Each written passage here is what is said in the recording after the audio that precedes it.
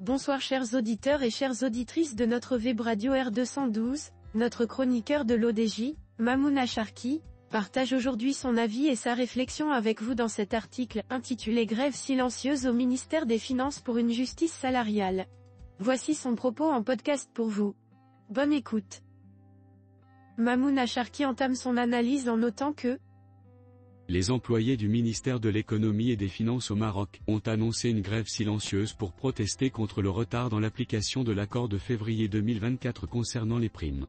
Ce mouvement de contestation illustre le mécontentement croissant face aux disparités salariales et au manque de transparence dans les réformes. Protestation des employés du ministère de l'économie et des finances au Maroc. Le climat social au sein du ministère de l'économie et des finances du Maroc s'est tendu, avec l'annonce d'une grève silencieuse par les employés. Cette initiative, organisée par la Coordination nationale des employés du ministère, vise à dénoncer le retard dans la mise en œuvre de l'accord signé en février 2024, qui prévoyait une réforme des primes salariales. Les manifestants expriment leur mécontentement en arborant des brassards rouges, un symbole de leur frustration face à l'inaction des responsables. Cette protestation met en lumière des enjeux cruciaux de justice salariale et de transparence dans l'administration publique. Il poursuit en évoquant l'accord signé pour garantir l'équité salariale pour compenser les coûts de la vie ainsi. En février 2024, un accord prometteur avait été signé entre les représentants des employés du ministère de l'économie et des finances et les autorités compétentes. Cet accord visait à harmoniser les primes entre les différentes directions du ministère, en garantissant une équité salariale et une augmentation des primes pour compenser les coûts de la vie. Cependant, 9 mois après sa signature, cet engagement reste lettre morte, ce qui a provoqué l'indignation des employés. Les termes de l'accord incluaient non seulement une uniformisation de la durée et du montant des primes, mais également une revalorisation de celles-ci pour améliorer le pouvoir d'achat des agents de l'État. Cette mesure avait été accueillie favorablement, car elle devait mettre fin aux disparités salariales et renforcer la motivation des employés. Le non-respect de cet engagement a aujourd'hui engendré un sentiment d'injustice, amplifié par la hausse du coût de la vie et la stagnation des salaires dans le secteur public. Notre journaliste souligne ensuite le choix d'une grève silencieuse et la coordination nationale en disant le choix d'une grève silencieuse par les employés du ministère de l'économie et des finances est hautement symbolique. Cette forme de protestation, qui consiste en des rassemblements pacifiques et silencieux, accompagnés du port de brassards rouges, dénote un refus de perturber le service public tout en affirmant une volonté de changement. Les manifestants estiment que cette méthode met en exergue leur sérieux et leur dévouement envers leurs responsabilités, tout en faisant entendre leurs demandes de manière non violente. La coordination nationale, à l'origine de cette mobilisation, appelle le ministère à respecter les engagements pris en février. Il demande une réforme rapide et transparente du système de primes, ainsi qu'une amélioration des conditions de travail. La revendication dépasse la simple question salariale et touche à des valeurs d'équité et de respect des droits des employés.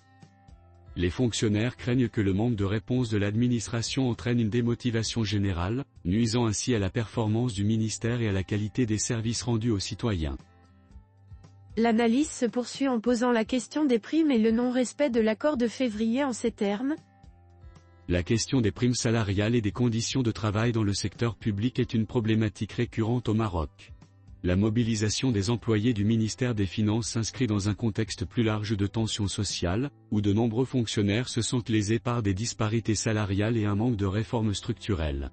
Le ministère de l'économie et des finances, en particulier, joue un rôle central dans le fonctionnement de l'État, et des tensions internes pourraient avoir des répercussions importantes sur la stabilité de l'administration publique.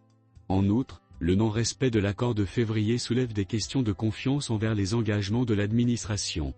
Les employés demandent des actions concrètes pour rétablir cette confiance et pour garantir des conditions de travail décentes.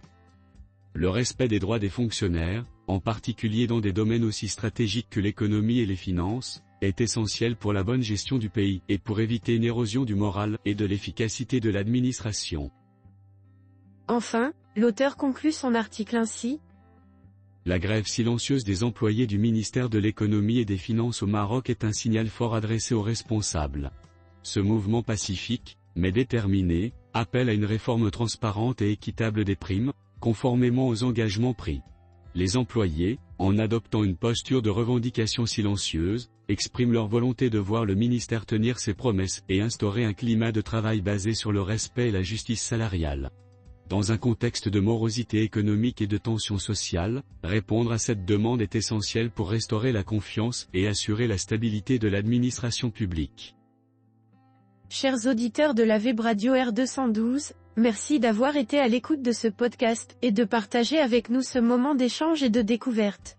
Votre présence et votre fidélité sont notre plus belle récompense. On se dit à très bientôt, si vous le voulez bien. Avec toute notre gratitude, l'équipe de R212.